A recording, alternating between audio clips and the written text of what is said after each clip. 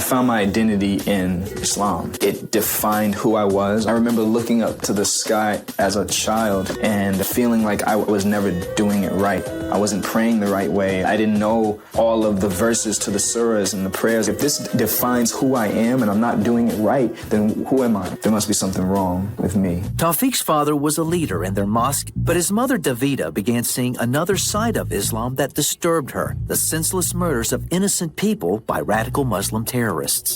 I was just very unhappy, uncomfortable, and I just wanted a change. When I walked away from Islam, I didn't walk away from Islam into something else. I walked away into nothing. Then she started attending a Christian church with a friend. Eventually, Davida accepted Jesus Christ as her savior. She hoped her children would follow, but was met with much resistance. To let go of Islam is to let go of my identity, to let go of my father and everything I knew. And to being taken to this church where they were telling me to believe all the stuff that I had been told all my life is idolatry and blasphemous and hell-worthy was no easy task. His mother knew the best thing she could do was pray. Not only praying myself for him, but praying with others for him and just trusting and believing God every step of the way. I wanted to chase my sin, and she was very intentional about blocking me. I'm high all the time. My mother was still taking me to the church, still being there for me. When his cousin heard that Tawfiq had been attending a Christian church, he kicked him out. No money, no food, no prospect, no hope. I was extremely depressed. I had nothing, no identity. Completely out of options. I just said, God, I don't know who you are, but I need your help. I need something here. He got a job working at a Christian conference in Chicago, where the hip-hop group Cross Movement was performing. When the lead singer presented the gospel of Jesus, Tawfiq was captivated. That other church I was at, they had given me little puzzle pieces. He gave me the rest of the pieces to put the whole thing together,